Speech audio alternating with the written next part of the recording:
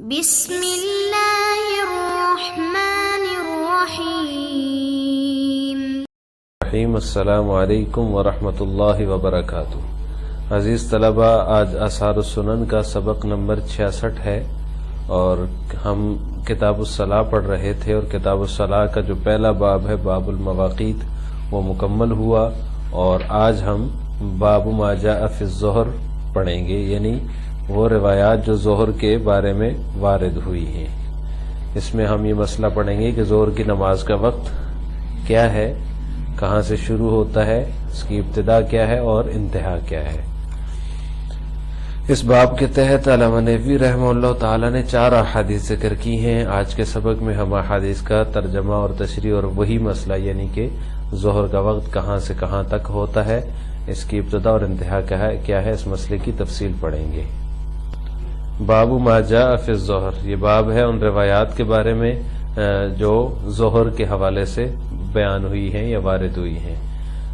اس میں پہلی حدیث ہے عن ابی ہریرہ رضی اللہ تعالی عنہ عن النبی صلی اللہ علیہ وسلم انہ قال اذا اشتد الحر فابردوا بالصلاة فإن شدۃ الحر من فیح جہنم، رواہ الجماعہ۔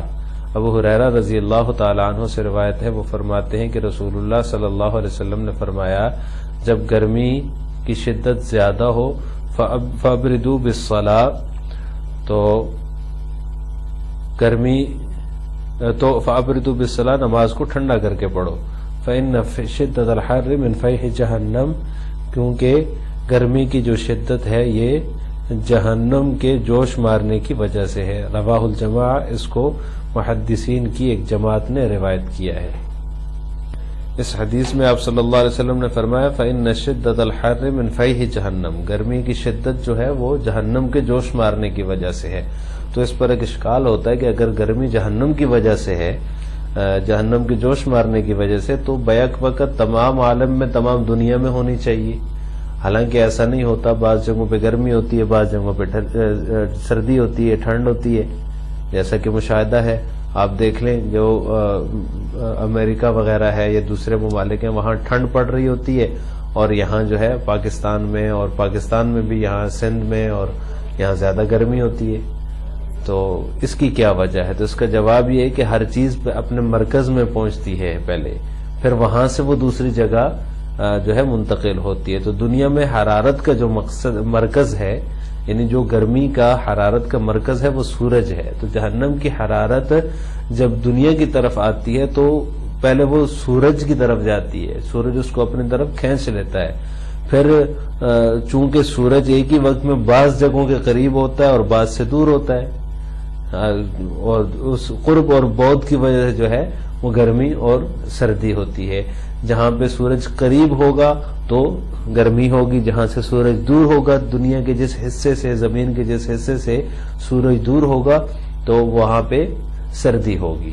جیسے کہ اب سردیوں کے دن ہے، سورج جو ہے وہ اپنے مدار میں گھومتے گھومتے گھومتے جو ہے وہ زمین سے اس کا فاصلہ بڑھ جاتا ہے، تو زمین ٹھنڈی ہو جاتی ہے۔ اسی طرح جب گرمیوں کے جون جولائی کا مہینہ ہوتا ہے تو وہاں سورج جو ہے مدار میں جہاں گھوم رہا ہے، وہ گھومتے گھومتے گھومتے زمین سے اس کا فاصلہ کم رہ جاتا ہے، تو زمین میں گرمی ہو جاتی ہے۔ تو اس وجہ سے جو ہے وہ گرمی کہیں اور کہیں سردی ہوتی ہے۔ تو اپنے مرکز جو ہے اس کا حرارت کا وہ سورج ہے۔ تو سورج سے جب جہنم کے جوش مارنے کی وجہ سے حرارت بڑھتی ہے تو پہلے اس کو سورج جذب کرتا ہے، سورج اپنی طرف کھینچتا ہے، پھر اس کے بعد جو ہے وہ زمین پر منتقل ہوتی ہے۔ اب مسئلہ جو ہے وہ یہ ہے کہ نماز ظہر کا وقت کیا ہے، شروع کہاں سے ہوتا ہے، ختم کہاں سے ہوتا ہے۔ تو شروع جہاں سے ہوتا ہے اس میں تو اتفاق ہے کہ زوال شمس کے بعد، یعنی دوپہر کے بعد جب زوال ہوتا ہے، سورج ڈلتا ہے مغرب کی جانب، تو اس وقت سے ظہر کا نماز کا وقت شروع ہو جاتا ہے۔ اقیم الصلاۃ لدلوک الشمس، نماز ادا کرو شمس کے دلوک کے وقت، سورج کے ڈلنے کے وقت۔ تو اس میں تو اتفاق ہے، بالاتفاق سب کے نزدیک نماز ظہر کا وقت شروع جو ہوتا ہے وہ زوال شمس سے ہوتا ہے، لیکن انتہائی وقت جو ہے کہ ختم کب ہوگا، پھر اس کے بعد عصر کا وقت کہاں سے شروع ہوگا، تو اس میں اختلاف ہے۔ امام ابو حنیفہ رحمہ اللہ فرماتے ہیں کہ جو ہے ظہر کا وقت 2 مثل تک رہتا ہے، یعنی دو مثل کا مطلب یہ ہے کہ جب کسی بھی چیز کا سایہ دو مثل ہو جائے، یعنی سورج اتنا نیچے چلا جائے کہ کسی بھی چیز کا سایہ اس کے جیسے انسان ہے اس کے قد سے دگنا ہو جائے، تو یہ جو ہے جب دگنا جب تک نہیں ہوگا تب تک ظہر کا وقت باقی ہے. جب مثل دو مثل کے برابر ہو جائے گا یا دو مثل تک پہنچ جائے گا تو ظہر کا وقت ختم ہو جائے گا، وہاں سے عصر کا وقت شروع ہو جائے گا. یہ امام صاحب کا مذہب ہے. ائمہ ثلاثہ اور صاحبین جو ہیں امام ابو یوسف اور امام محمد رحمہ اللہ، وہ فرماتے ہیں کہ جب کسی بھی چیز کا سایہ ایک مثل ہو تو تب تک ظہر کا وقت ہے، جب ایک مثل سے بڑھ جائے تو وہ ظہر کا وقت ختم ہو کر عصر کا وقت شروع ہو جاتا ہے. امام ابو حنیفہ رحمہ اللہ تعالی کی دلیل ہے حدیث باب اذا اشتد الحر فابردوا بالصلاة فإن شدة الحر من فیح جہنم. جب گرمی ہو تو نماز کو ٹھنڈا کر کے پڑھو. یہ جو ہم نے پہلی حدیث بیان کی ہے تو یہ حدیث جو ہے یہ امام ابو حنیفہ رحمہ اللہ تعالی کی دلیل ہے. عرب ممالک جو ہیں جہاں پہ آپ صلی اللہ علیہ وسلم کی بعثت ہوئی ہے اور وہاں پہ جو ہے وہ گرمی کی جو شدت ہے وہ ایک مثل کے بعد تک باقی رہتی ہے، یعنی کافی دیر تک باقی رہتی ہے. تو پتہ چلا کہ ظہر کا جو وقت ہے وہ ایک مثل کے بعد بھی ہے. تو لہٰذا اس حدیث کی روح سے جب سایہ دو مثل تک پہنچ جائے تو امام ابو حنیفہ رحمہ اللہ فرماتے ہیں تب ظہر کا وقت ختم ہوگا، اس سے پہلے تک ظہر کا وقت باقی ہے. دوسری دلیل ہے ایک حدیث میں آتا ہے حتی رأینا فیء الطلول، ٹیلوں کا سایہ ہم نے دیکھا.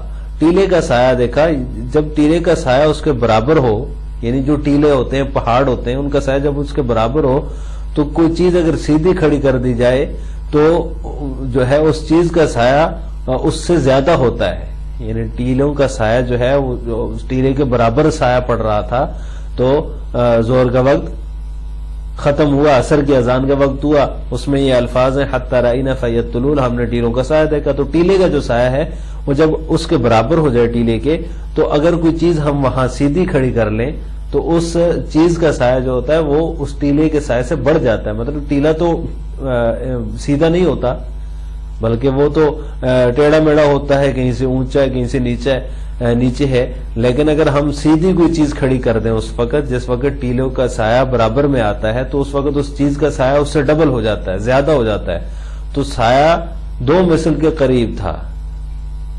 جب عصر کی اذان دی ہے جس حدیث کے یہ الفاظ ہیں، عصر کا وقت جب سے شروع ہوا حتی رأینا فیء الطلول، کہ جب ہم نے ٹیلوں کا سایہ دیکھا تو پھر ہم نے عصر کی اذان دی، عصر کی نماز پڑھی، تو یہ سایہ دو مثل کے قریب تھا. اگر اس کا تجربہ کر لیا جائے تو یہ بات سامنے آ جائے گی کہ جو چیز جب ٹیلوں کا سایہ برابر ہو ٹیلوں کے، اس وقت اگر کوئی سیدھی چیز کھڑی کر لی جائے تو اس کا سایہ دو مثل ہوگا. تو اس وجہ سے امام صاحب فرماتے ہیں کہ دو مثل تک ظہر کا وقت باقی رہتا ہے.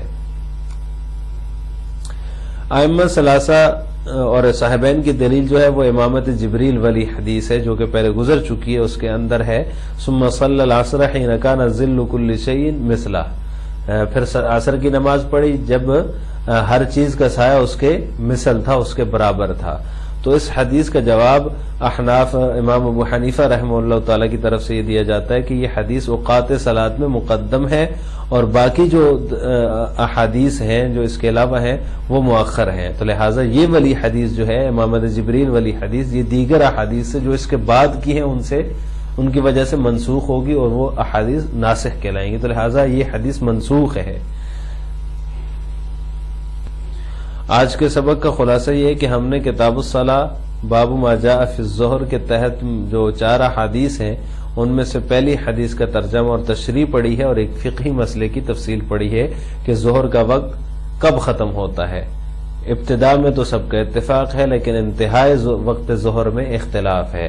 امام صاحب ایک طرف ہیں، ائمہ ثلاثہ اور صاحبین ایک طرف ہیں. امام صاحب کے نزدیک ظہر کا وقت 2 مثل تک باقی رہتا ہے جبکہ ائمہ ثلاثہ اور صاحبین کے نزدیک جو ہے وہ ظہر کا وقت 1 مثل تک باقی رہتا ہے. یعنی کسی چیز کا سایہ جب اس کے برابر ہو جائے تو ظہر کا وقت ختم ہو جائے گا صاحبین اور ائمہ ثلاثہ کے نزدیک.